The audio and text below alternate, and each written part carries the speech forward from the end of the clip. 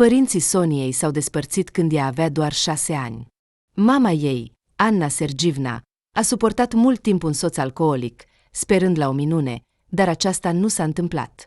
În fiecare zi, casa lor era umplută de un miros insuportabil de băutură și certuri. Anna încerca să pară că totul este sub control, dar sufletul ei se stingea. Într-o seară, totul s-a schimbat. Revenind acasă mai devreme de la muncă, Anna a deschis ușa și l-a găsit pe soțul ei strigând la Sonia. În următorul moment, el a ridicat mâna asupra fetiței.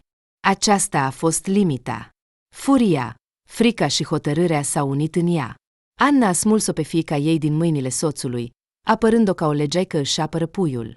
A doua zi, a cerut divorțul, fără să se mai gândească la ce o așteaptă în viitor. De atunci, Sonia nu l-a mai văzut niciodată pe tatăl ei.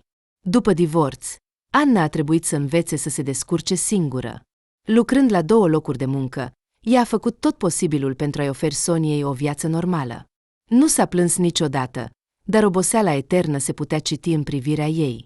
Sonia a crescut fiind un copil tăcut și retras. A învățat de vreme că mama ei se luptă și a încercat să nu-i facă probleme.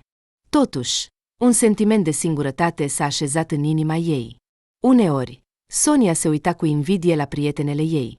La școală, ele povesteau cu entuziasm cum mamelele pregăteau micul dejun, coceau plăcinte și organizau seri de ceai.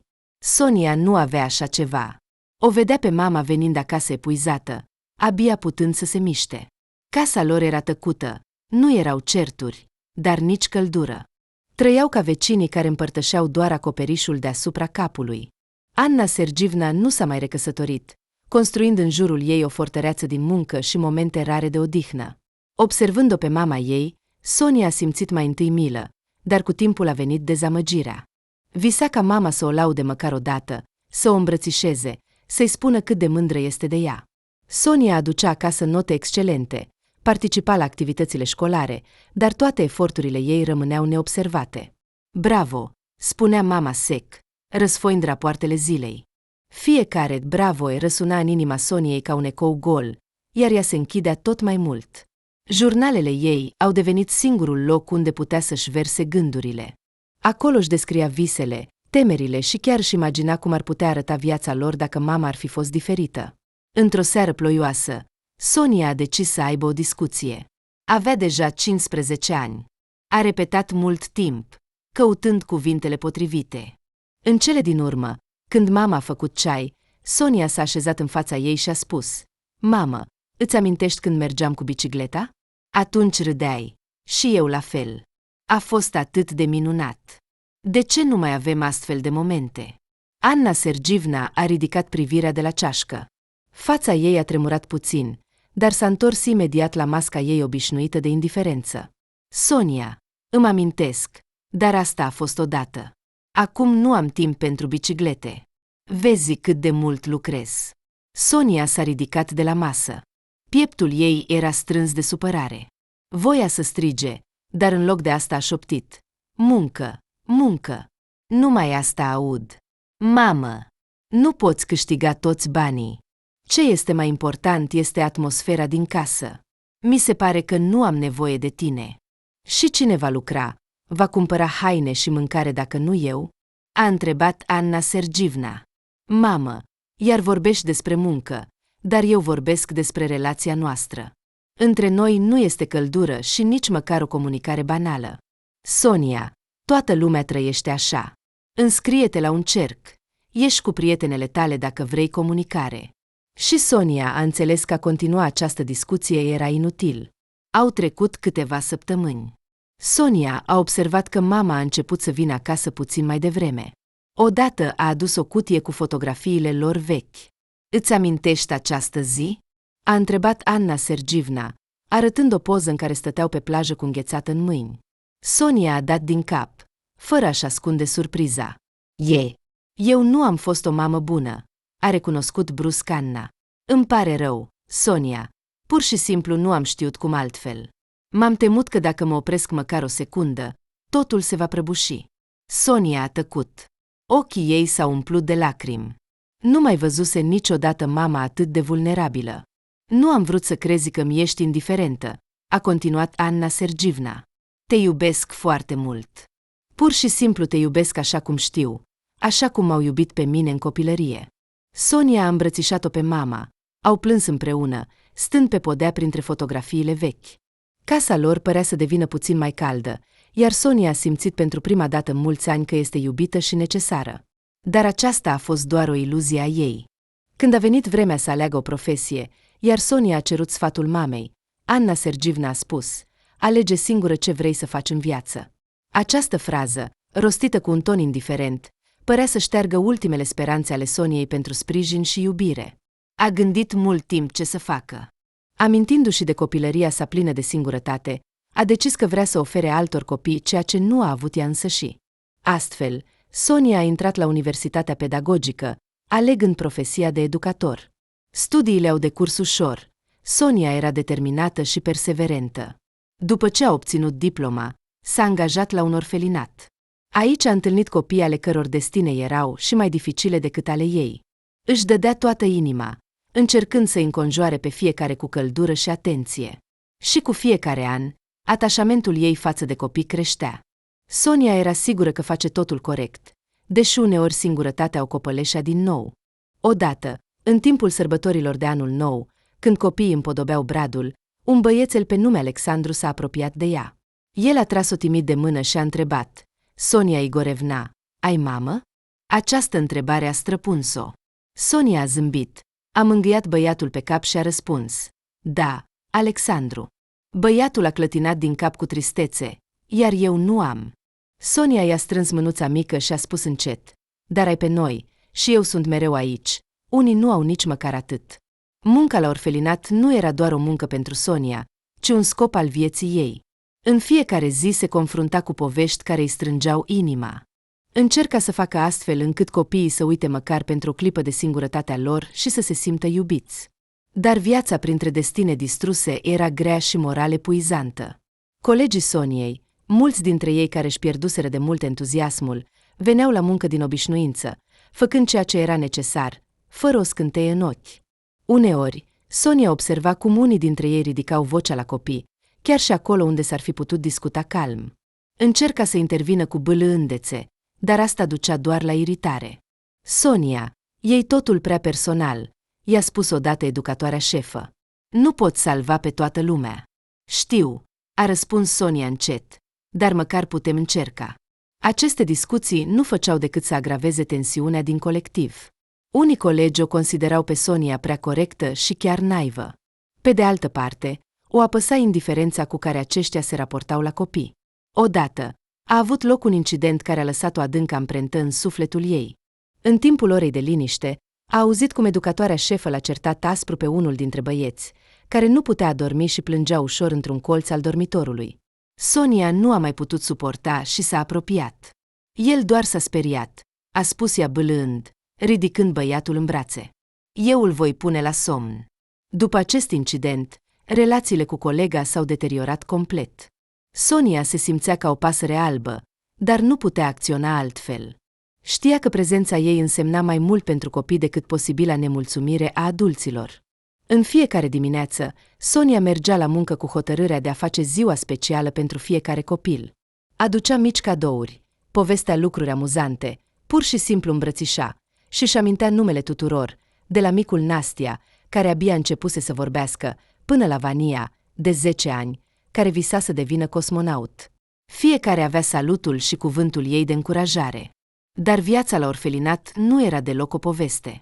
Existau lacrimi, isterii, coșmaruri nocturne și deși Sonia făcea tot posibilul să le îndulcească viața copiilor, nu putea umple golul lăsat de părinții lor plecați. Una dintre tradițiile ei preferate a devenit citirea de povești seara. Când liniștea învăluia orfelinatul, Sonia se așeza în cercul copiilor și începea să povestească. Vocea ei era bâlândă, liniștitoare, ca foșnetul frunzelor. Uneori, copiii adormeau chiar în timpul poveștii, iar Sonia îi acoperea cu dragoste cu pături. Sentimentalismul era atât punctul ei forte, cât și slăbiciunea. În fiecare seară, închizând ușa în urma ei, Sonia simțea cum oboseala o copăleșește. Dar chiar și în momentele de epuizare extremă, găsea mângâiere în gândul că face o lucrare importantă. Copiii aveau nevoie nu doar de un acoperiș deasupra capului și de mâncare, ci și de cineva care să aibă grijă de ei cu adevărat. Sonia depunea eforturi speciale pentru a organiza sărbători. Credea că chiar și cea mai mică sărbătoare poate aduce bucurie copiilor. Crăciunul, Anul Nou, zilele de naștere, totul era planificat până la cele mai mici detalii. Decora camerele cu ghirlande, inventa concursuri, răsfăța copiii cu torturi de casă. Aceste sărbători atrăgeau nu doar copiii, ci și potențialii părinți adoptivi. Sonia se pregătea întotdeauna cu atenție pentru vizitele lor, observând fiecare mișcare a adulților, încercând să înțeleagă dacă vor putea oferi copilului iubire și grijă. Au fost momente când inima ei se strângea, unii adulți păreau prea reci, alții nesinceri, dar uneori observa o lumină în ochii unei perechi gata să primească un copil, iar acest lucru o umplea de speranță. Trecuseră zile, săptămâni, luni se succedau una după alta. Sonia adora plimbările lente prin orașul seara după muncă. Aceste momente îi aparțineau doar ei, un mic ritual care o ajuta să-și recupereze forțele după o zi plină. Se uita cu interes la fețele trecătorilor, încercând să ghicească cum le-a fost ziua. Uneori, Sonia se oprea la o cafenea pentru a lua cina sau se așeza într-o cafenea confortabilă pentru o ceașcă de cafea. După ce se plimba îndeajuns, se întorcea acasă, unde o aștepta cartea ei preferată. Dar una dintre seri s-a dovedit a fi complet diferită de toate cele anterioare. Sonia a terminat munca mai târziu decât de obicei și a ieșit din clădirea orfelinatului. Frigul serii a pătruns imediat prin țesătura subțire a paltonului ei, iar ea a accelerat pasul, sperând să prindă ultimul autobuz. Orfelinatul în care lucra era deja cufundat în liniște, copiii dormeau, iar personalul se întorsese acasă. Sonia mergea încet spre stație, când deodată, privirea ei a căzut pe o umbră. În parcarea orfelinatului stătea o necunoscută. Arăta nu doar bine, ci impecabil, ca și cum tocmai ar fi coborât de pe coperta unei reviste de modă. Costumul ei de afaceri se așeza pe ea ca și cum ar fi fost creat pe comandă, iar părul era strâns cu grijă într-un coc elegant, iar cerceii străluceau sub lumina felinarelor de pe stradă. Sonia a încetinit involuntar pasul, privirile lor s-au întâlnit. Necunoscuta a zâmbit ușor, dar Sonia s-a grăbit să-și abată privirea și să facă un pas spre drum. "Îmi cer scuze. Ești Sonia?" A răsunat o voce în spatele ei. Sonia s-a oprit și s-a întors. Femeia a făcut câțiva pași spre ea, dar a păstrat distanța, de parcă nu dorea să o sperie. "Da," a răspuns scurt Sonia. "Ne cunoaștem?" "Nu," a spus necunoscuta cu un zâmbet ușor, "dar am nevoie de ajutorul tău." Sonia s-a încruntat. Întrebările despre ajutor în munca ei erau ceva obișnuit, dar ceva în tonul femeii o îngrijora. "Ajutorul meu? În ce anume?" "Am aflat câteva lucruri despre tine," a spus femeia, privind strada goală. "Se spune că ești o persoană bună și de încredere, căreia îi poți încredința cele mai importante lucruri. Am o propunere neobișnuită." Sonia a simțit cum inima îi bate mai repede. Necunoscuta a făcut o pauză, de parcă se aduna cu gândurile, și a continuat. "Fiul meu, Anton, s-a întâlnit timp de câțiva ani cu o femeie. Ea este egoistă și mercantilă și se îngrijorează doar de propriile interese. Ei trăiesc în concubinaj, iar acum ea este însărcinată. Sunt sigură că vrea să folosească copilul pentru a-l căsători pe fiul meu, dar știu că vor fi nefericiți." Sonia a făcut un pas înapoi, simțind cum conversația ciudată devine tot mai complicată. "Și cum pot eu să te ajut?" a întrebat ea, fără a-și ascunde uimirea. Femeia s-a apropiat cu un pas, iar vocea ei a devenit mai tăcută. "Vreau să iau copilul pe care această femeie îl va naște și să-l dau la orfelinat. Fiului meu și femeii sale. Voi spune că bebelușul a murit, dar nu pot pur și simplu să las copilul la voia întâmplării, așa că am nevoie de ajutorul tău. Te rog doar să ai grijă de copil în orfelinat, iar eu sunt dispusă să-ți plătesc pentru această grijă și să-ți las bani și proprietăți, astfel încât să ajungă la băiat când va împlini 18 ani. Așa voi fi mai liniștită." Sonia a simțit cum îi se taie respirația. Mâinile ei au început să tremure involuntar. Propunerea suna atât de absurd încât pentru o clipă i s-a părut că este o glumă. "Vrei să devin parte din minciuna ta?" a întrebat ea, privindu-i pe femeie în ochi. Necunoscuta a abătut privirea pentru o clipă, iar pe fața ei a apărut o umbră de regret. "Știu că totul este greșit, dar fiul meu și această femeie se ceartă adesea, iar copilul născut într-o astfel de atmosferă va fi și el nefericit. Cine ești tu să decizi soarta altor oameni? A întrebat Sonia cu fermitate. Vrei să-l privezi pe nepotul tău de o familie, să-ți înșeli propriul fiu? Este monstruos. Femeia a făcut o pauză, apoi a vorbit din nou, de data aceasta mai bâlând. Sonia, nu știi toată adevărul. Această femeie îmi distruge viața fiului meu. Nu, a spus Sonia ferm, nu te voi ajuta în asta. Femeia a dat din cap, de parcă se aștepta la un astfel de răspuns, a scos din buzunar o vizitcardă și a întins-o Soniei. Desigur, îmi pare rău, dar dacă te răzgândești, sună-mă. Ai 2 săptămâni. În 2 săptămâni se va naște copilul și trebuie să ia o decizie, a spus femeia și s-a urcat în mașină, lăsând-o pe Sonia în confuzie. Toate zilele următoare, Sonia nu și-a găsit locul.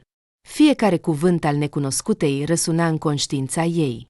Pe de o parte, dorea să uite această conversație, dar pe de altă parte, gândul la copilul care ar putea deveni o jucărie într-un joc străin nu-i dădea pace. Dacă nu ajut, ea va găsi pe altcineva sau va scăpa de copil. Nu pot permite asta, s-a gândit Sonia și a scos vizitcarda. Sunt de acord, a spus ea când femeia a răspuns la telefon. Dar nu am nevoie de banii tăi. Voi avea grijă de el oricum. Mă bucur că te-ai răzgândit, a spus femeia. Te voi contacta. A venit ziua în care această femeie a sunat-o pe Sonia și a spus că totul este pregătit. Sonia a așteptat la orfelinat. Femeia i-a dat Soniei un băiețel nou născut. Fața lui era roșie, ochii închiși, dar el scotea sunete slabe și tăcute. Sonia a simțit cum inima ei se strânge de milă. Sonia, dacă ai nevoie de ceva, anunță-mă și sper că toată această poveste va rămâne între noi. Altfel. Altfel ce? A întrebat Sonia provocator. Altfel, toate planurile mele se vor prăbuși, iar asta nu-mi place. Trăiește-ți viața, iar noi ne vom trăi a noastră, a răspuns Sonia sec. Bebelușul, băiatul cu ochi uriași, a fost numit Egor. El a devenit preferatul Soniei și ea nu-și mai imagina o zi fără zâmbetul lui, primele sunete și privirea lui pătrunzătoare. Cu fiecare zi, dragostea ei pentru el creștea. Au trecut 3 luni. Odată, ieșind de la muncă, Sonia a observat o siluetă cunoscută în parcarea orfelinatului. Era acea femeie care îi dăduse Soniei nepotul ei. Ce faci aici? A întrebat-o Sonia cu severitate. Am vrut să mă asigur că totul este în regulă cu copilul. Nu te macină cumva conștiința? A întrebat Sonia cu un zâmbet sarcastic. Femeia a ridicat din umeri și a spus. Totuși, am adus bani. Te rog, ia-i, cumpără-i ceva băiatului. Sonia a intrat în furie. Se poate cumpăra dragostea și grija părintească din magazin? Sonia, de ce ești așa? Eu sunt binevoitoare. Te rog, nu mai veni aici niciodată. Cu băiatul va fi totul în regulă, îți promit. Femeia a eitat puțin și a spus. Bine, dacă ai nevoie de ceva, sună-mă. Sonia a dat din cap în tăcere, iar femeia a plecat. Când Egor a împlinit 3 ani, Sonia a decis să-l adopte oficial. Această decizie a marcat un nou capitol în viața ei, dar a provocat o furtună de emoții în rândul mamei ei. Aflând că Sonia va aduce un copil străin în casă, mama ei a intrat în furie. Ai înnebunit? Ai viața ta, un loc de muncă. De ce ai nevoie de asta? Nu-ți ajunge că ai acești copii la muncă? Ai decis să mai aduci unul aici? Mamă, Egor ocupă un loc special în inima mea. Sonia, nu vreau să mai aud nimic, a spus mama ei, tăind-o scurt. Mamă, vrei tu sau nu, dar eu tot îl voi adopta. Sonia a mers împotriva voinței mamei și l-a adoptat pe Egor din cauza asta. Între ele s-a creat o prăpastie de neînțelegere, care s-a adâncit tot mai mult. Totuși, după o vreme, Egor a început să caute contactul cu bunica. Mergea în camera ei cu jucării, le arăta și povestea cu entuziasm despre jocurile sale. Și treptat, inima mamei Soniei s-a topit. A început să-l privească pe băiat cu mai multă bâlândețe și chiar cu o oarecare emoție urmărea succesele lui. Odată, dimineața, când Sonia și Egor se pregăteau să iasă din casă, Egor s-a plâns. Mamă, mă doare capul. Sonia a atins fruntea lui și s-a îngrozit. Fruntea era fierbinte. Măsurând temperatura, a realizat că Egor era bolnav. Din camera a ieșit Anna Sergivna și a spus Soniei. trebuie să mergi la muncă, nu-ți face gris. Eu mă voi ocupa de Egor, tu doar cheamă doctorul, iar eu îl voi ajuta să se dezbrace, să doarmă puțin. Sonia a rămas uimită. Acesta a fost un gest pe care nu-l aștepta. Ești sigură? A întrebat Sonia, privind-o cu uimire pe mamă. El este bolnav. Și tu ai fost bolnavă în copilărie. Totul va fi bine. Mamă, îți mulțumesc, a spus Sonia cu bâlâândețe. Acesta a fost un moment mic, dar semnificativ în relațiile dintre Sonia, mama ei și Egor au trecut încă 4 ani. Egor a început clasa 1, era un băiat curios și isteț, iar Sonia era mândră de el. Continua să lucreze la orfelinat, unde avea grijă de copii, devenind pentru ei nu doar o educatoare, ci și un adevărat prieten. În ajunul anului nou, când orfelinatul era deja decorat cu ghirlande și globuri de brad, directoarea s-a apropiat de Sonia. Arăta tensionată, dar în ochii ei strălucea entuziasmul. Sonia, a început ea, am o rugăminte specială pentru tine. De anul nou, la noi vor veni oaspeți foarte importanți, voluntari, sponsori, și sărbătoarea trebuie organizată la cel mai înalt nivel. Ești cea mai responsabilă dintre toți și sunt sigură că te vei descurca. Sonia a fost luată prin surprindere. Înțelegea că pe umerii ei cădea o mare responsabilitate, iar îndoielile s-au strecurat imediat în sufletul ei.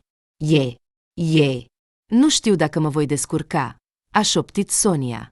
Sonia, un astfel de eveniment pot să-l încredințez doar ție. Sunt sigură că te vei descurca și mă bazez pe tine, a spus directoarea zâmbind. Și Sonia a început să lucreze. A întocmit un plan pentru sărbătoare. Brad, cadouri, mâncare, apoi un concert în care copiii își vor prezenta numerele. A repetat mult cu copiii, i-a ajutat cu costumele, iar în timpul liber s-a ocupat de aprovizionarea cu mâncare și organizarea decorării sălii. Sonia a investit suflet în fiecare detaliu, încercând să facă sărbătoarea memorabilă. În sfârșit, a venit ziua mult așteptată. De dimineață, totul nu a mers conform planului. Unul dintre costume s-a rupt, unii copii s-au îmbolnăvit, iar muzica pentru spectacol nu voia să pornească. Sonia se agita prin sală, încercând să repare toate problemele. Oaspeții au început să sosească. Au adus cadouri pentru copii, ceea ce a stârnit entuziasmul copiilor. În cele din urmă, concertul a început. Copiii au dansat, au cântat și au recitat poezii. În ciuda haosului de dimineață, sărbătoarea a fost un succes. La sfârșitul evenimentului, un bărbat s-a apropiat de Sonia. Era un bărbat de aproximativ 35 de ani, înalt și impunător, cu ochi căprui, în care se citea o tristețe abia perceptibilă. Îți mulțumesc pentru munca ta. Ai organizat o sărbătoare minunată pentru copii și pentru noi, a spus el. Sonia s-a făcut puțin roșie, lăsându-și privirea în jos. Este munca mea, a răspuns ea încet. Bărbatul a zâmbit, dar în privirea lui era o greutate pe care Sonia a observat-o, dar nu a întrebat. El a mulțumit din nou și a plecat. Sonia a continuat să strângă sala, gândindu-se cine ar putea fi el. După câteva zile, ieșind seara de la muncă, Sonia s-a oprit pe treptele clădirii. În fața ei se afla o mașină care îi bloca drumul. Din mașină a ieșit același bărbat pe care îl văzuse la sărbătoare. Bună seara, a spus el cu un zâmbet ușor. Îmi permiteți să vă duc acasă? Sonia a simțit o tensiune. Nu-i plăcea să se urce în mașina unui bărbat pe care îl cunoștea foarte puțin, pe care îl văzuse doar o dată. Nu, mulțumesc, voi lua autobuzul, a răspuns ea. Credeți-mă, nu vă voi face rău, a spus el calm. Sonia a eitat puțin și s-a urcat în mașină. Bărbatul a observat tensiunea ei și, pentru a destinde atmosfera, a început să vorbească despre vreme, despre copilăria lui, despre cât de mult i-a plăcut sărbătoarea de anul nou de la orfelinat pe care ea a organizat-o, despre copii. Mă numesc, de altfel, Anton, a spus el când au ajuns la blocul Soniei. Iar eu sunt Sonia. Mulțumesc că m-ai dus, a spus ea repede. Anton i-a urat noapte bună, iar ea, încercând să nu-și arate emoțiile, a ieșit din mașină. După câteva zile, Anton a venit din nou la orfelinat. Tu? A întrebat Sonia surprinsă. Am trecut întâmplător pe aici, așa că m-am gândit că de ce să nu te întâlnesc de la muncă. Nu ești obligat să faci asta, a spus Sonia. Nu sunt obligat, desigur, dar, sincer, am vrut să te văd. Sonia s-a făcut roșie, gândindu-se cât de diferiți erau ea și Anton. El a fost dintr-o altă lume, încrezător în sine, de succes, obișnuit cu un alt nivel de viață, iar ea era doar o femeie obișnuită, trăind modest viața ei liniștită, lucrând într-un orfelinat. Sonia, dacă ai puțin timp liber acum, am putea lua cina împreună. Ce părere ai? A propus Anton. Nu, mulțumesc. Trebuie să merg acasă. Anton, te rog să mă ierți. Nu știu cu ce scop vii la orfelinat și mă inviți la cină. Dar, Sonia, nu există niciun sens negativ ascuns, a întrerupt-o Anton. Îmi placi pur și simplu ca femeie. Ce e rău în asta? Sonia nu știa ce să-i răspundă. Dacă trebuie să mergi acasă, hai să te duc, a propus Anton și a deschis ușa mașinii sale. Totuși, Sonia s-a așezat. A fost o decizie ciudată, spontană și aproape imprudentă. Știa că ar fi putut refuza, invocând orice motiv banal, dar ceva a reținut-o, poate privirea lui Anton, încrezătoare, dar fără niciun indiciu de presiune, sau tonul în care se auzea respectul și insistența bâlâândă. Sonia nu știa dacă a acționat corect acceptând invitația lui, dar tocmai de atunci a început povestea lor personală de dragoste. Anton a fost răbdător, politicos, atent și insistent. Uneori o întâlnea pe Sonia după muncă, ca și cum ar fi fost întâmplător, alteori îi trimitea flori prin curier, odată a invitat-o la cină, iar altădată i-a propus să se plimbe. Cu fiecare zi, cu fiecare minut, el topea gheața cu care Sonia se protejase. Când Anton a întrebat-o pentru prima dată despre familie, Sonia i-a spus că locuiește cu mama și cu fiul ei, dar a omis să menționeze că Egor nu era copilul ei biologic. A decis că acest adevăr putea aștepta. Au trecut 3 luni. Sonia se obișnuise deja cu gândul că Anton devenise parte din viața ei. Totuși, în acea săptămână a fost într-o continuă tensiune. Anton i-a propus să o cunoască pe mama lui. Știa că tatălui Anton murise când el avea 14 ani, iar mama lui, după cum spunea el, deținea mai multe afaceri. Acest fapt o neliniștea. Sonia nu putea scăpa de sentimentul că va părea străină în această lume a succesului și prosperității. I se părea că totul, de la rochia ei până la maniere, va fi supus criticii. Ziua întâlnirii a sosit. Sonia a petrecut dimineața alegând cu grijă o rochie. Sarcina ei era clară, să arate decent, dar nu ostentativ. Când în sfârșit s-a oprit asupra unei rochii de un albastru închis, cu o croială simplă, în care se simțea încrezătoare, anxietatea ei a mai scăzut puțin. Pe pragul unei vile luxoase, unde Anton locuia cu mama lui, inima Soniei bătea nebunește, ca și cum bătăile ei puternice ar fi putut fi auzite de toți cei din jur. Anton a deschis ușa casei, a luat paltonul Soniei și i-a oferit papuci. Întâlnește-te, draga mea, aceasta este mama mea, viitoarea ta soacră. Anton a zâmbit și a prezentat-o femeii care stătea în sufragerie. Sonia a fost cuprinsă de o transpirație rece. Femeia din fața ei părea îngrijită și autoritară. Privirea ei pătrunzătoare părea să o ardă, dar cel mai teribil era că Sonia o recunoscuse. Era aceeași doamnă care cu 7 ani în urmă lăsase nepoțelul în orfelinat și îi oferise Soniei bani. A simțit cum podeaua se deschide sub picioarele ei. Picioarele ei s-au slăbit și a trebuit să se apuce de spătarul celei mai apropiate scaune pentru a nu cădea. Asta nu se poate, i-a trecut prin minte. Dar adevărul era evident. Anton era fiul acestei femei, iar Egor era fiul lui Anton. Sonia a aruncat o privire furtivă către el. Mama lui Anton s-a apucat de inimă, recunoscând-o pe Sonia. Se uita la ea de parcă în fața ei ar fi apărut un fantom a trecutului. Anton părea că nu observă nimic. Prânzul a început într-o atmosferă apăsătoare. Toți se comportau reținut, pronunțând fraze fără sens. Sonia se simțea pe marginea unei crize nervoase.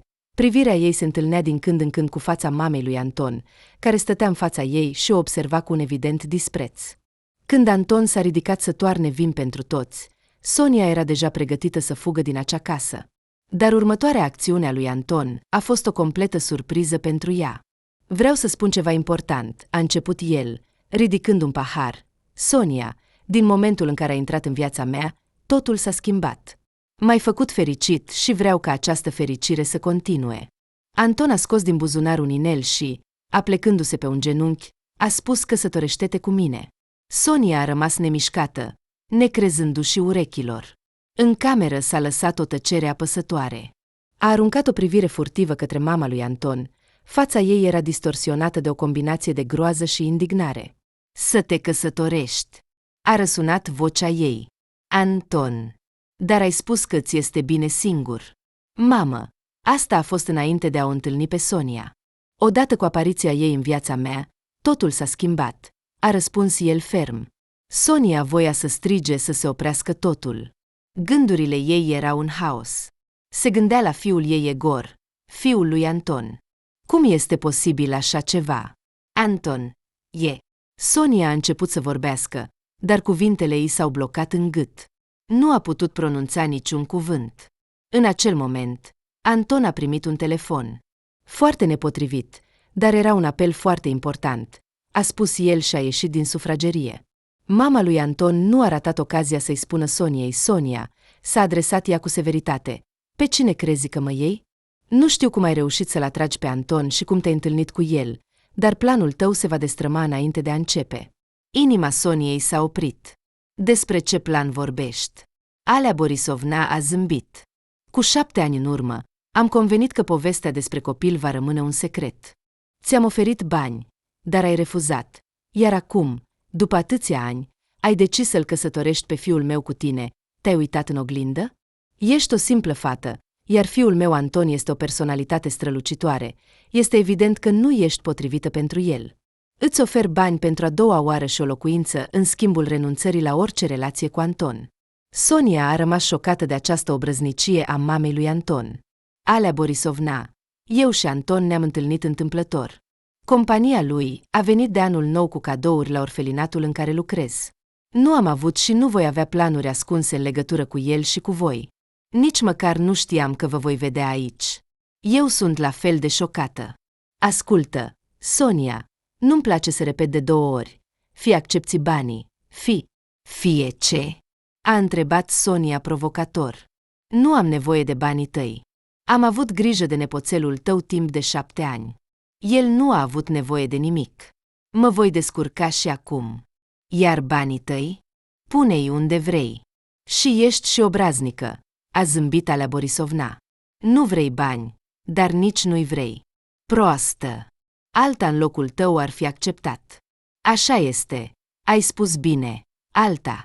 Eu nu sunt alta. Eu sunt singura pentru fiul tău, iar ție nu ți este de ajuns că odată ai distrus relația lui. Și acum vrei să repeți asta? Alea Borisovna s-a făcut roșie de furie și voia să răspundă, dar Anton s-a întors în sufragerie. Ei bine, fetele, v-ați săturat? Nu, desigur. Mama ta mi-a spus o glumă foarte amuzantă. A scos Sonia un zâmbet forțat. Anton a privit-o pe mama lui și a întrebat. Glumă? Ciudat. Niciodată nu am auzit-o pe mama ta spunând glume. Alea Borisovna, strângând din dinți, a aruncat o privire ascuțită către Sonia. După câteva minute, s-a ridicat brusc de la masă și a spus: îmi pare rău, dar mă doare capul. Mă duc să mă întind. Mamă, poate ar trebui să chemăm un doctor? A întrebat Anton. Nu e nevoie, a răspuns brusc Alea Borisovna. Anton, poate mă duci acasă? Să o lăsăm pe mama ta să se odihnească, să nu-i facem probleme, a spus Sonia. Anton a dat din cap, iar Sonia a adăugat sarcastic: Alea Borisovna, mi-a făcut plăcere să te cunosc. Mulțumesc pentru ospitalitate. Mama lui Anton i-a aruncat Soniei o privire atât de ascuțită, încât Sonia a vrut să se facă mică. Toate zilele următoare, Sonia nu-și găsea locul. Se gândea cum să continue, să vorbească deschis cu Anton și să-i spună totul despre ziua în care mama lui a venit la orfelinat și i-a dat fiul ei. Dar Sonia știa că asta ar putea distruge pentru totdeauna relația lui cu mama lui. Și dacă Anton ar vrea să-l ia pe Egor? Sonia pur și simplu nu ar putea suporta asta. Totuși, nu putea și nu voia să continue relația cu Anton, ascunzându-i adevărul. A trecut o lună. Anton continua să o înconjoare cu atenție pe Sonia și tot mai desfăcea aluzii la nuntă. Dar după întâlnirea cu mama lui, ea încerca să evite discuțiile pe această temă. Într-o seară, când Anton o întâmpina după muncă și o ducea acasă, el, zâmbind, a spus: sunt atât de fericit că ai apărut în viața mea, tu și fiul tău. Lângă voi mă simt în sfârșit cu adevărat fericit. Sonia a tăcut, iar Anton a întrebat: te îngrijorează ceva? Hai să discutăm. I-a întors capul, privindu-le pe fereastră, și a spus încet: îmi este frică că dacă îți voi spune ce mă îngrijorează, multe se vor schimba. Dragă, te iubesc foarte mult și sunt hotărât la o relație serioasă. Este important să învățăm să vorbim deschis unul cu celălalt, fără a ascunde nimic. Te rog, spune-mi ce te îngrijorează și voi face tot ce pot pentru a găsi o soluție. Această problemă nu mai poate fi rezolvată, a spus Sonia, ca și cum ar fi tăiat. De ce? Atâta timp cât suntem în viață, multe se pot schimba. Mama ta a făcut atâtea lucruri, încât nu mai există cale de întoarcere, a spus Sonia. Anton s-a încruntat. Și ce legătură are mama mea cu asta? Sonia, încep să mă îngrijorez. Hai să discutăm ca oameni maturi. Vrei să discutăm ca oameni maturi? A întrebat Sonia. Bine, și eu nu mai pot tăcea. S-a întors către Anton și, suspinând greu, a început povestea ei. Anton, știu că acum 7 ani ai fost într-o relație cu o femeie care nu-i plăcea mamei tale. Anton a deschis ochii larg de uimire și a întrebat: de unde știi asta? Nu ți-am spus. Nu pentru că am vrut să ascund, ci pentru că este o parte din viața mea trecută care nu mă mai interesează. Sonia s-a uitat în ochii lui Anton. Inima ei bătea ca și cum ar fi fost ultimul moment în care putea dezvălui tot adevărul pe care l-a ascuns atâția ani. S-a strâns și a continuat. Chiar acum 7 ani a început această poveste complicată. Acum 7 ani, mama ta a decis că copilul tău cu acea femeie nu este necesar și a decis să-l răpească, spunându-vă că a murit la naștere. Sonia s-a oprit, de parcă simțea cum cuvintele ei pătrund în sufletul lui Anton, făcându-i fața să palidească instantaneu. A deschis ochii larg, de parcă încerca să înțeleagă ce a auzit. Spui că fiul meu trăiește? Vocea lui tremura de emoție. Sonia a dat din cap. Și, simțind cât de greu îi veneau aceste cuvinte, a continuat. Da, Anton, fiul tău trăiește. Acum 7 ani, mama ta a venit la orfelinat și mi-a oferit bani și un apartament pentru a avea grijă de fiul tău și ai dat banii când v-am plini 18 ani. Am fost șocată de planurile malefice ale mamei tale și am refuzat imediat să o ajut, dar apoi am decis că mai bine am grijă de el decât să-i facă ceva. Am refuzat banii, dar am avut grijă de băiat. În adâncul sufletului, desigur, am crezut că mama ta se va răzgândi și îți va spune totul, că îl veți lua, dar, din păcate, timpul a trecut, Egor a crescut. Nimeni nu a venit să-l ia. Când a împlinit 3 ani, l-am adoptat. Ochii lui Anton erau plini de durere. Nu pot să cred că mi-ai spus asta acum. După ce te-am cunoscut, nu mi-am putut imagina că ești tatăl biologic al lui Egor. Ce coincidență că ai venit la acel orfelinat în care a crescut și fiul tău. Parcă soarta te-a condus la el. Îți poți imagina cât de greu mi-a fost să aflu când am văzut-o pe mama ta la voi acasă. I-ai dat tot ce nu am putut eu, din cauza mamei mele. Nu pot înțelege cum a putut să facă asta, căci eu sunt fiul ei, iar Egor este nepoțelul ei. Și atunci eu și Ecaterina nu puteam înțelege cum a fost posibil ca toți cei 9 luni de sarcină să decurgă bine și nașterea să decurgă bine, iar apoi să ne spună că băiatul a murit. A fost o tăcere apăsătoare. După câteva minute, Anton a adăugat: nu sunt sigur că voi putea vreodată să o iert pe mama pentru tot ce a făcut. Este pur și simplu groaznic. Este convinsă că are dreptul să controleze totul din jur și să decidă cine cu cine trebuie să trăiască. Anton, și eu am fost șocată. Îmi pare rău că nu ți-am spus când ne-am cunoscut că Egor nu este fiul meu biologic.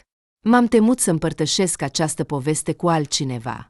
Sonia, tu trebuie să mă ierți pe mine și pe mama mea pentru că a trebuit să-ți crești copilul singură. Îți sunt foarte recunoscător că nu l-ai abandonat. Mulțumesc. Sonia nu a putut să-și stăpânească lacrimile. Nu pot înțelege ce spera mama mea. Ea mi-a distrus viața, pe a Ecaterinei și pe a lui Egor, iar soarta lui ar fi putut fi complet diferită. Doar datorită ție a crescut în dragoste și grijă. Mă tem atât de mult, a spus Sonia cu o voce abia auzită. Inima ei bătea în piept, iar gândurile se amestecau. De ce? A întrebat Anton.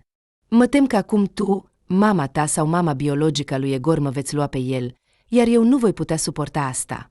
Anton a înghețat pentru o clipă, apoi a luat încet mâinile Soniei. Dragă, a spus el, mama biologică a lui Egor trăiește în Europa de 6 ani, este căsătorită, are 2 copii. Nu are de gând să se întoarcă aici și, Crede-mă, nu merită să afle toată această poveste. Sonia l-a privit cu neliniște. Dar mama ta, nu se știe ce altceva ar putea face. Și de mama mea nu te mai teme. Nu-i voi mai permite să se amestece în viața noastră. Începând de astăzi, totul va fi diferit. Vrea ea sau nu. Dar va trebui să se împace cu faptul că în viața mea ești tu și Egor. Astăzi voi avea o discuție lungă și dificilă cu ea. Vreau să aud personal de la ea toată această poveste. Mă îndoiesc că mama ta își va schimba atitudinea față de mine și de Egor, a spus Sonia și s-a apropiat de el. La câteva ore după aceea, Anton a ajuns la mama lui. Când a intrat în sufragerie, ea stătea în fotoliu și răsfoia o revistă. Trebuie să vorbim, a spus Anton cu severitate. S-a întâmplat ceva. Ce ton e acesta? A întrebat ea. Anton s-a ridicat în fața mamei sale și a spus. Merită și un ton mai bun. Nu înțeleg.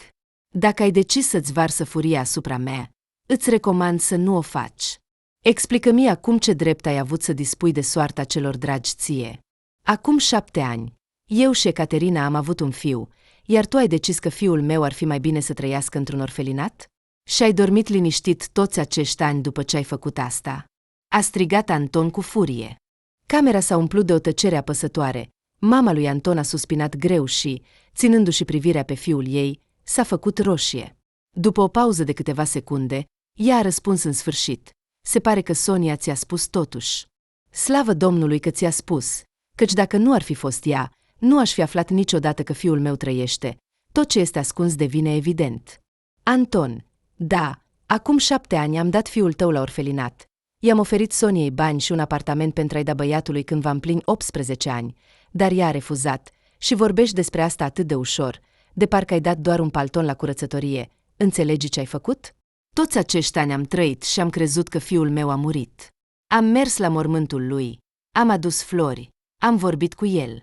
În tot acest timp, el a fost viu și a crescut într-un orfelinat, a strigat Anton. Oricum nu ai fi fost fericit cu Ecaterina, a spus Alea Borisovna cu amărăciune în voce. O îngrijorau doar petrecerile, restaurantele, hainele și banii tăi. Ea nu te-a iubit niciodată. Am văzut asta. Relația ei rece, zâmbetul întins, toate acestea erau false. Ea știa doar să joace bine rolul ei, iar copilul vostru ar fi fost, de asemenea, nefericit cu o astfel de mamă. Înțelegi că ai încălcat limitele mele personale. Ai decis totul pentru toți. A strigat Anton.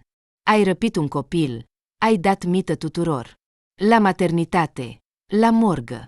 Nu știu cum ai reușit toate acestea. Să pui un copil străin în sicriu este o grozăvie. Fiule, iartă-mă, am făcut toate acestea pentru fericirea ta. Pentru fericirea mea? Anton a zâmbit amar, privindu-și mama cu o dezamăgire neascunsă. Toți acești ani am fost nefericit. Știi la ce m-am gândit în fiecare noapte? La fiul meu. Ecaterina, între noi fie spus, acum este căsătorită și pare fericită, iar eu, din cauza ta, am alergat de la o fustă la alta, încercând să umplu golul, iar fiecare femeie cu care te-am prezentat, ție nu ți-a plăcut. Chiar și Sonia nu-ți plăcea. Mama lui Anton și-a încrucișat brațele pe piept. Privirea ei i-a devenit rece. Da, Sonia nu-mi plăcea.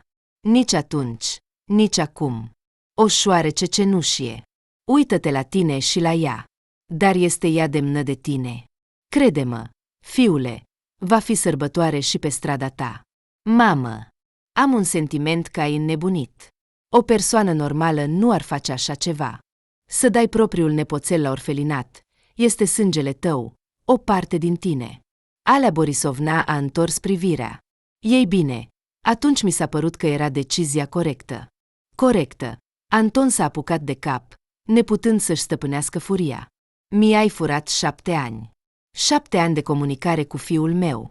Dacă nu era Sonia, nu știu cum ar fi fost soarta băiatului meu. Ela Borisovna a suspinat, de parcă voia să spună ceva important, dar în schimb a tăcut. Anton simțea cum în interiorul lui se aprinde un uragan de durere și furie. Nu putea înțelege cum o femeie care l-a născut și l-a crescut ar putea să facă așa ceva. Sonia este o femeie uimitoare. Trăiește modest, dar nu s-a temut să adopte un copil, a întrerupt tăcerea Anton. Ei bine, Nu am văzut nimic uimitor în Sonia. O fată simplă. Știi, mamă. Dacă tu și Sonia ați fi avut aceeași vârstă și ar fi trebuit să aleg între voi, fără intare aș alege pe Sonia. Este o persoană bună cu o lume interioară bogată, pe care te poți baza. Și mai mult, ea încearcă întotdeauna să vadă binele în oameni, chiar dacă aproape nu există. Iar tu, a făcut o pauză, s-a uitat la mama lui și a suspinat. Ești prea rea. Fiule, voia să spună ceva Alea Borisovna. Destul, nu mai vreau să continui această discuție, a spus ferm Anton, privindu-și mama cu o dezamăgire rece. Voiam doar să înțeleg cum îți explici fapta ta. Dar vorbești despre asta atât de ușor, de parcă nu s-ar fi întâmplat nimic și, se pare, nici măcar nu te căiești pentru ceea ce ai făcut. Este trist. Spunând asta, Anton s-a întors și a ieșit din sufragerie, lăsând-o pe mama lui singură. Au trecut 2 săptămâni. Odată, Sonia i-a propus lui Anton ceea ce el a așteptat, dar s-a temut să audă. Ce părere ai despre a-l cunoaște pe Egor? Anton a înghețat. Visase de mult la asta. Sonia, îmi doresc foarte mult, dar nu-ți poți imagina cât de mult mă îngrijorez. Încă nu pot să cred că fiul meu trăiește. Sonia a zâmbit. Dar, Anton, să nu-i spunem deocamdată lui Egor că ești tatăl lui. Să se obișnuiască cu tine. Vom face asta treptat, a propus Sonia încet. Anton a fost de acord. Înțelegea că este corect. Cunoașterea cu fiul nu trebuie să fie grăbită. Trebuie să fie ușoară și confortabilă pentru toți. Iar planul era simplu. Mâine, Anton va merge la școala lui Egor, ca și cum s-ar întâlni întâmplător cu el, și vor merge undeva împreună. Anton nu a dormit toată noaptea, gândindu-se la diferite variante despre cum va decurge întâlnirea cu fiul. Își imagina cum va vorbi cu el, cum va încerca să stabilească un contact, să evite momentele stânjenitoare. Dar ce dacă Egor nu mă va accepta? Dar ce se întâmplă dacă Egor mă va întreba unde am fost toți acești ani? 100 de întrebări și niciun răspuns Anton nu putea găsi. Ceasurile treceau încet, iar în sfârșit a sosit acel moment. Anton a ținut respirația când a văzut cum din ușile școlii ies Sonia și Egor, un băiat cu părul blond îmbrăcat într-o jachetă albastră cu un rucsac în spate. Timpul părea că s-a oprit. Egor era copia lui din copilărie. Aceleași ochi, aceeași privire, aceleași păr ușor dezordonat. I s-a făcut nod în gât, lacrimile i-au apărut în ochi, dar a reușit să se stăpânească. Anton, Sonia a zâmbit și a făcut cu mâna, de parcă l-ar fi observat doar. Ce întâlnire! Salut! De mult nu ne-am văzut. Salut, Sonia, a răspuns Anton, încercând să-și ascundă emoțiile. Acesta este fiul tău? Da, fiul meu. Întâlnește-le. Acesta este Egor. Egor s-a uitat atent la Anton și a zâmbit. Salut, a spus băiatul. Anton a simțit cum i se îndoaie picioarele. S-a aplecat și a spus salut. Mă bucur să te cunosc. Ești prietenul mamei mele? A întrebat Egor. Da, iar tu ai prieteni? Când eram în orfelinat, aveam puțini prieteni, dar la școală am mulți. Anton, auzind despre orfelinat, s-a tensionat, dar, luându-se în mâini, a spus știi, mi-ar plăcea să fiu și eu prietenul tău. Ei bine, dacă ești prietenul mamei mele, atunci ești și al meu, a spus Egor cu veselie. Sonia a râs, iar Anton a zâmbit, simțind cum inima lui se strânge de dragoste și durere în același timp. Îți plac prăjiturile? A întrebat Anton. Foarte mult. Dar mama spune că nu trebuie să mănânci prea multe dulciuri. Mama are dreptate. Dar uneori trebuie să te răsfeți. Hai să mergem acum la cofetărie, a propus Anton. Hai! S-a bucurat Egor la cofetărie. Egor și-a ales imediat o prăjitură de ciocolată cu fructe și suc, iar Anton și Sonia au comandat ceai din plante și prăjitură Napoleon. Se zâmbeau, observând băiatul care mânca amuzant și vorbea fără oprire. Noi cu mama ne pregătim să mergem la mare vara aceasta, a spus brusc Egor, înghițind o bucată, dacă mama reușește să strângă bani pentru bilete.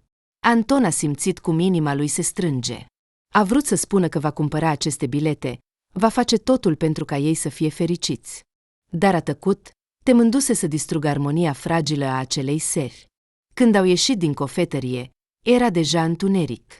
Anton i-a dus pe Sonia și Egor acasă. Mulțumesc, Anton, a spus Sonia când au ajuns la bloc.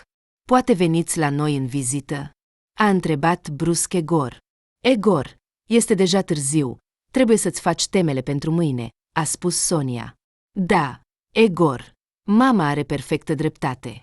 Este deja târziu, trebuie să-ți faci temele, iar eu trebuie să mai lucrez puțin de acasă, așa că voi veni cu siguranță la tine, dar mai târziu. Ne-am înțeles?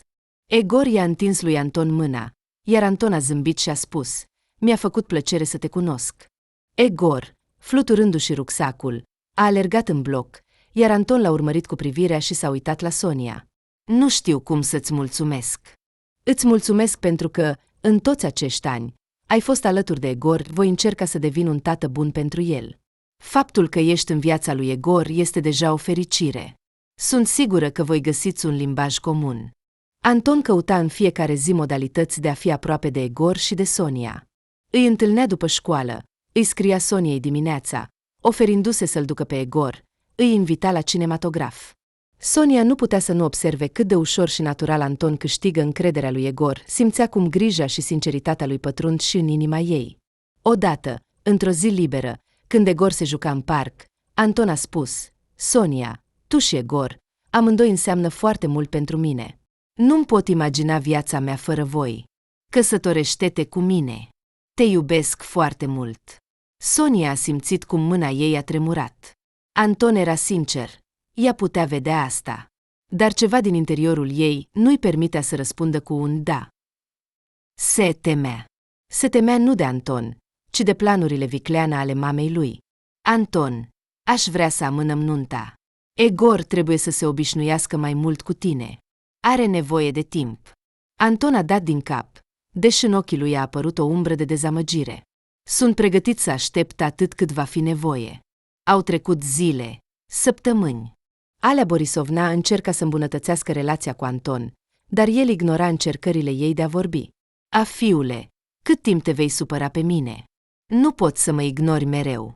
Dar tu ai putut ignora timp de 7 ani faptul că fiul meu trăiește într-un orfelinat, așa că mă descurc și eu, a răspuns Anton rece. Tu ești de vină pentru că totul s-a stricat între noi.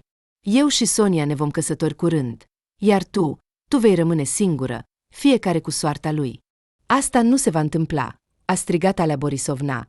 Dacă te vei căsători cu această femeie, te voi priva de moștenire și voi înceta să te susțin financiar. Îți amintești că toată afacerea pe care o dezvolți cu atâta sârguință a fost construită de tatăl tău?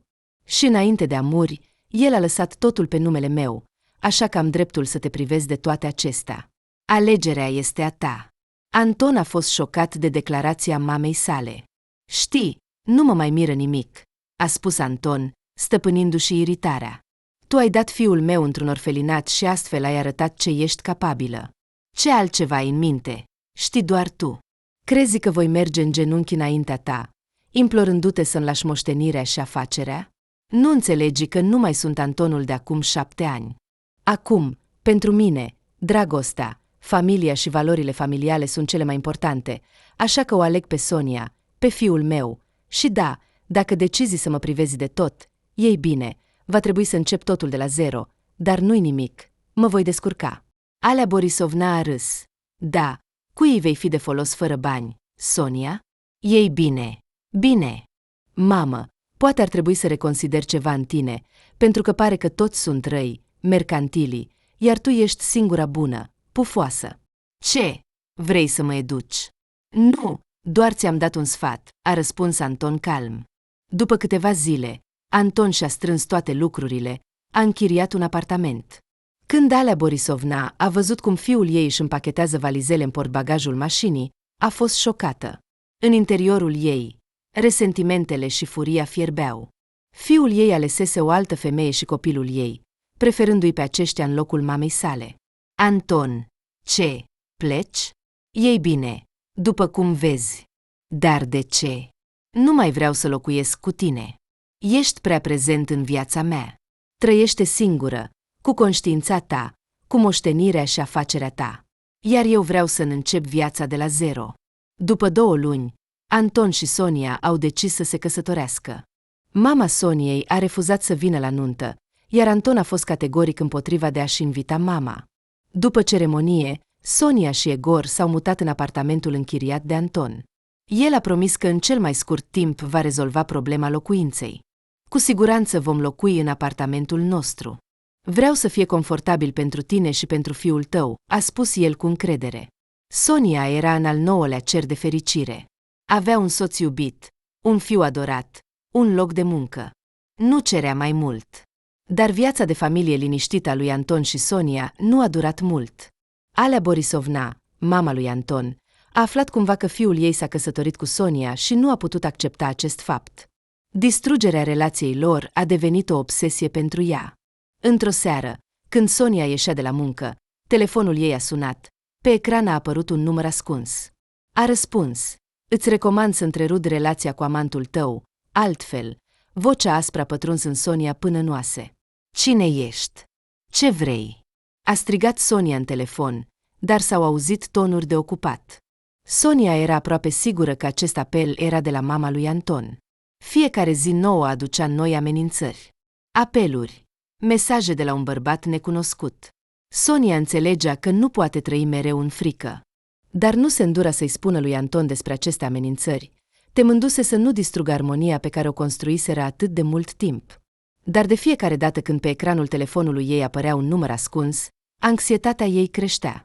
Nu mai putea ignora faptul că viața ei era în pericol și că, dacă nu întreprinde nimic, consecințele ar putea fi catastrofale. Au trecut câteva zile. Sonia era deja pregătită să vorbească cu soțul ei, dar nu a apucat. Alea Borisovna a mers prea departe. Ea a angajat un complice și i-a dat instrucțiuni despre cum să strice mașina Soniei. Totul trebuia să pară un accident. În acea zi, Sonia se pregătea să meargă la muncă, dar Egor s-a îmbolnăvit, așa că a chemat un medic acasă. Anton, observând că rezervorul mașinii era gol, a decis să o alimenteze și să se oprească la spălătorie.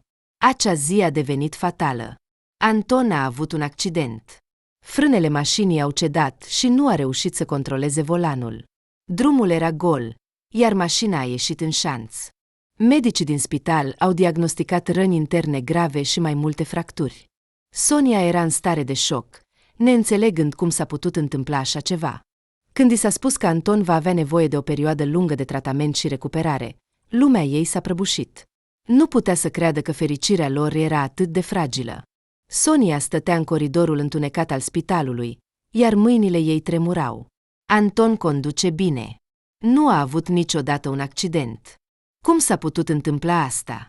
Se gândea Sonia și imediat și-a amintit de amenințările bărbatului necunoscut. Dacă nu întrerupi relația cu amantul tău, atunci eu sunt de vină pentru tot. Dacă aș fi spus la timp lui Anton despre amenințări sau aș fi mers la poliție, nimic din toate acestea nu s-ar fi întâmplat.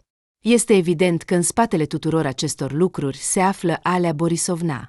A vrut moartea mea, dar nu a luat în considerare faptul că la volanul mașinii mele ar putea fi Anton, a spus Sonia cu voce tare, iar totul s-a strâns în ea la gândul că nu a reușit să prevină nenorocirea.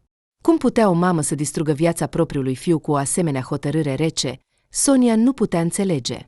Respirând adânc, Sonia a simțit cum mâinile ei s-au strâns în pumni. Mergea pe coridorul spitalului, strângând telefonul în mână. Mirosul puternic al medicamentelor, sunetele amortizate ale pașilor și lumina difuză o apăsau. În minte îi răsunau cuvintele medicului: Anton va trăi, dar recuperarea va dura luni. Fracturi complicate, contuzii ale organelor interne. I-a fost noroc că a rămas în viață. În timp ce Anton se afla în spital, Sonia nu putea să doarmă, să mănânce sau să se concentreze la muncă. Gândurile ei erau constant ocupate de accident.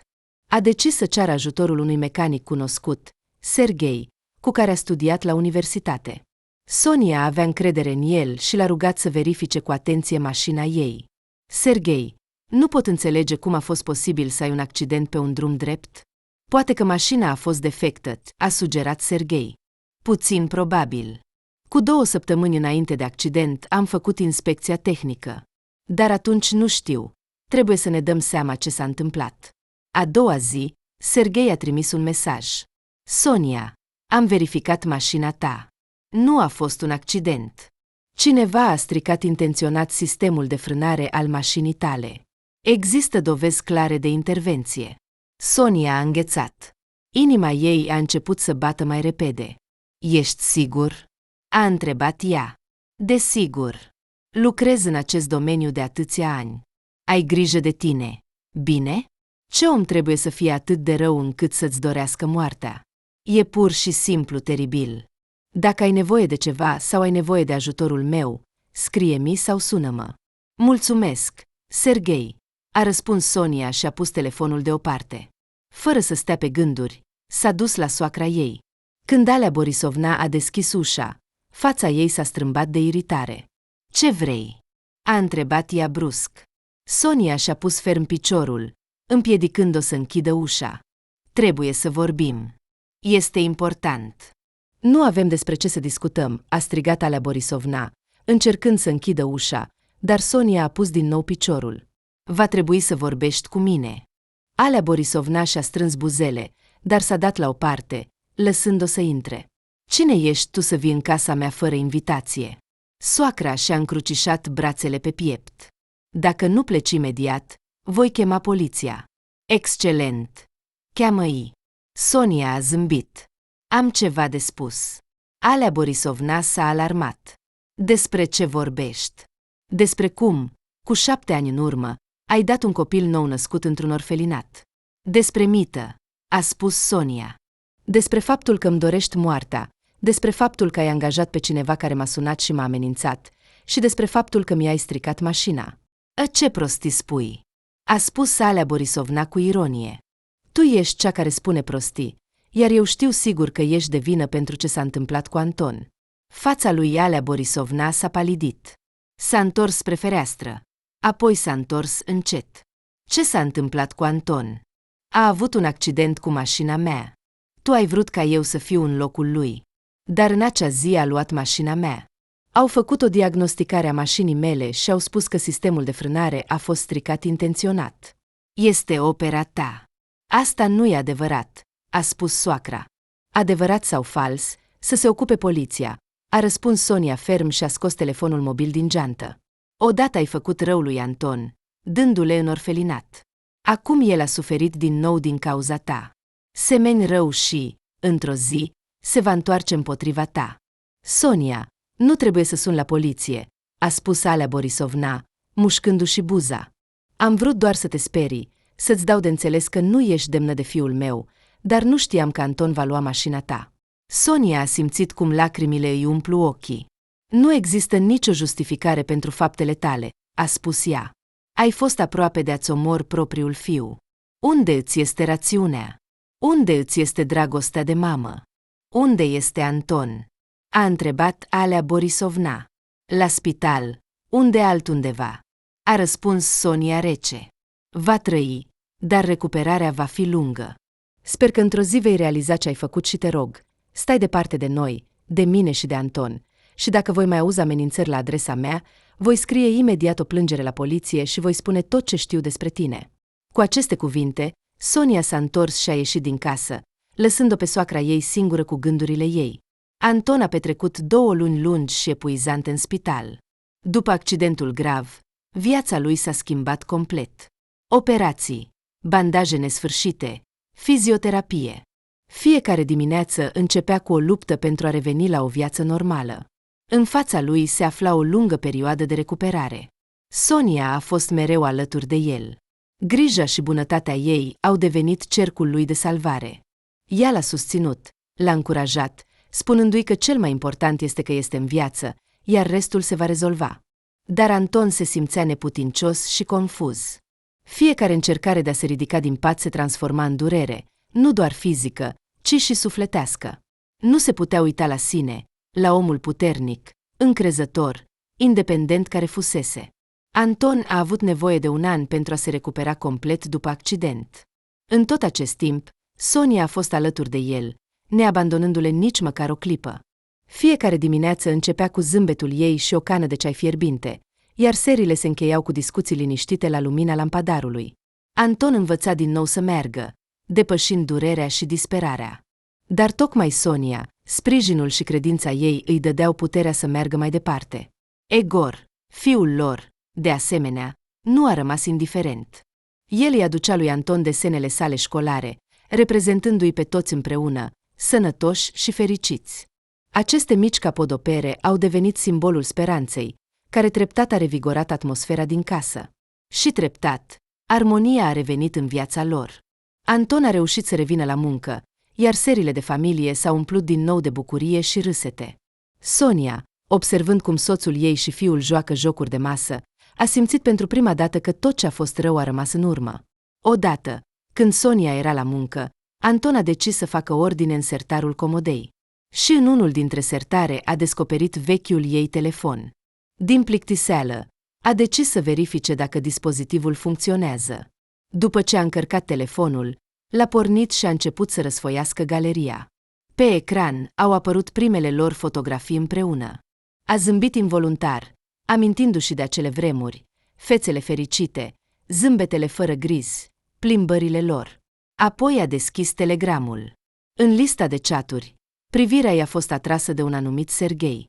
Curiozitatea a învins, iar Anton a decis să verifice conversația. Sonia, am verificat mașina ta. Nu a fost un accident. Cineva a stricat intenționat sistemul de frânare al mașinii tale. Există dovezi clare de intervenție. Anton s-a tensionat. Inima lui a început să bată mai repede, dar a continuat să citească conversația. După ce a terminat de citit, Anton a privit data conversației. 26 iulie. 2 săptămâni după accident.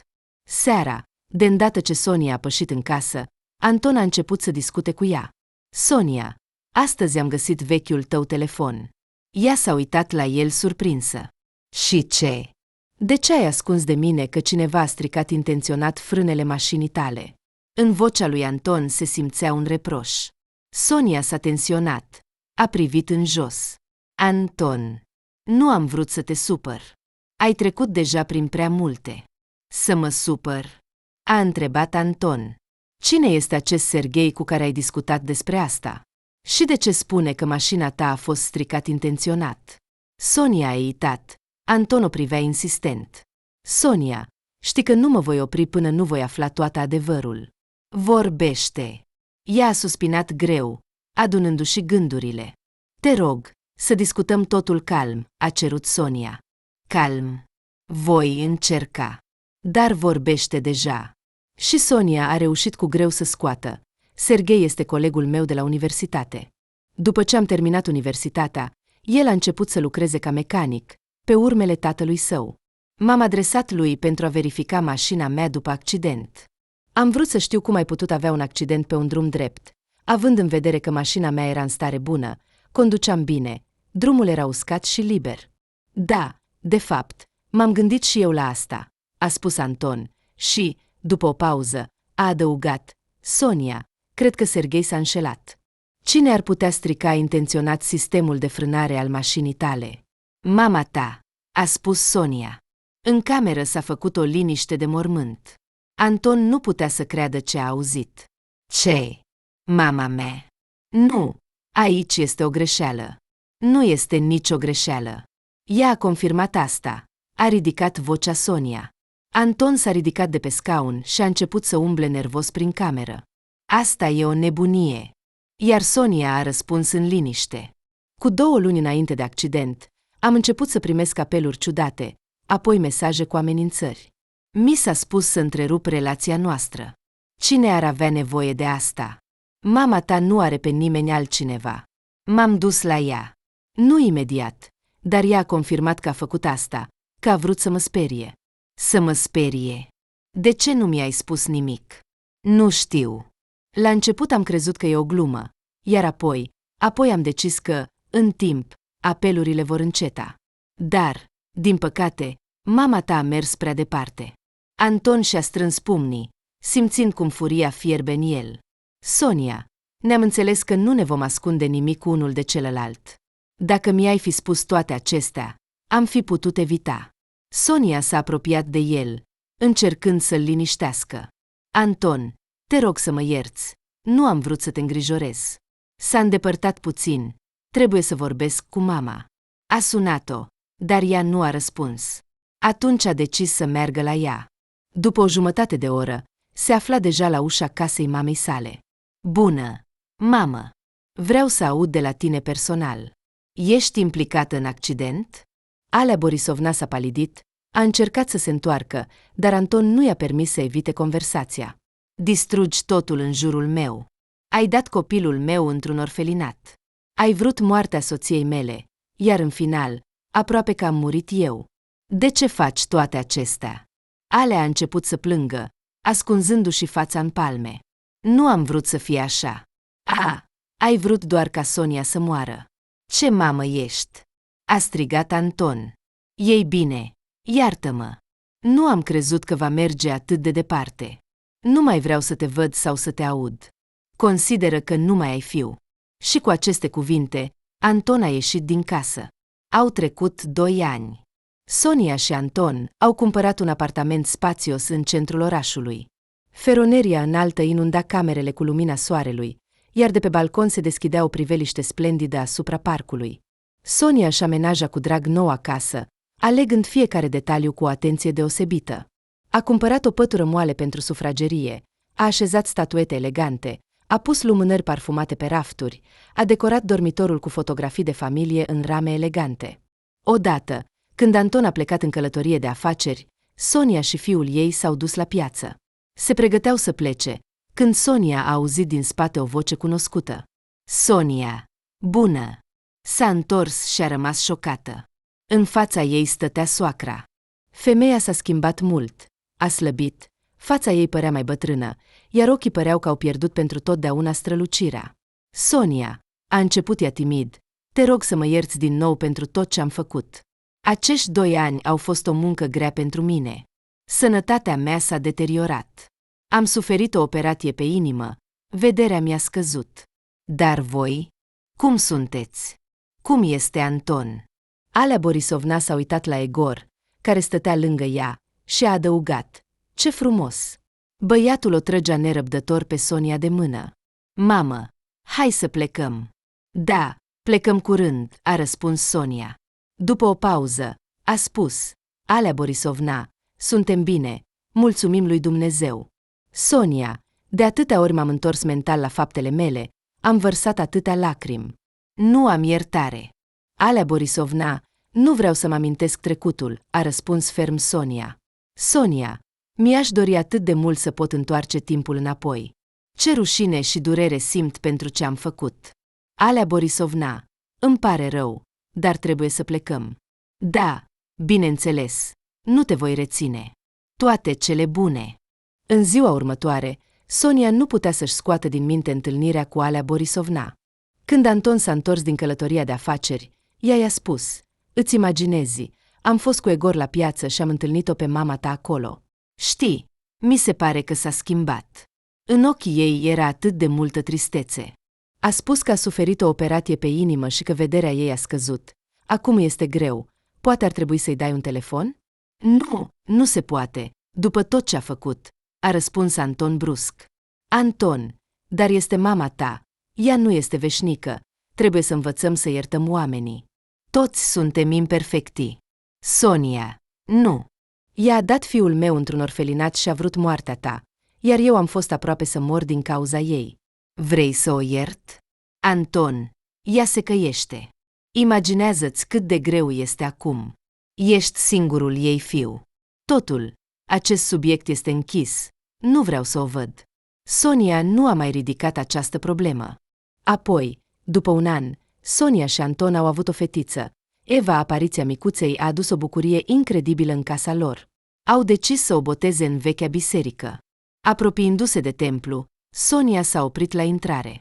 Acolo stătea Alea Borisovna, mama lui Anton.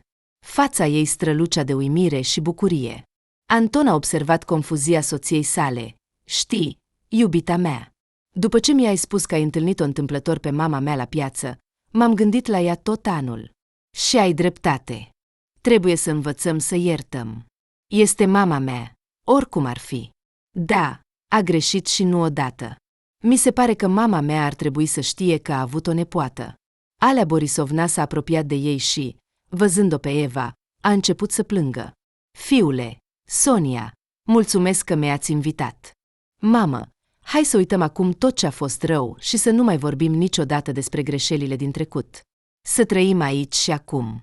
Sonia a văzut cât de mult se îngrijorează Alea Borisovna, s-a apropiat de soacra ei, a îmbrățișat-o și a spus: totul este bine. Cel mai important este că suntem toți împreună. Dragostea face minuni. Apoi Anton a îmbrățișat-o pe mama sa și a adăugat: te iubim și eu vă iubesc. Cu lacrimi în ochi, ea a răspuns. La finalul botezului, Alea Borisovna s-a apropiat de Sonia și i-a spus: îți mulțumesc că ai iubit și ai avut grijă de nepoțelul meu, că îl faci fericit pe fiul meu și că, datorită ție, nu ne-am dezvățat să iubim. Iar Sonia a îmbrățișat-o și ea cu lacrimi în ochi, iar această întâlnire le-a schimbat viața pentru totdeauna. Sonia, cu inima tremurând, a observat cum Alea Borisovna încearcă să îmbunătățească relațiile cu toți. Ea venea adesea în vizită, o ajuta pe Sonia cu treburile casnice, se juca cu nepoții cu plăcere.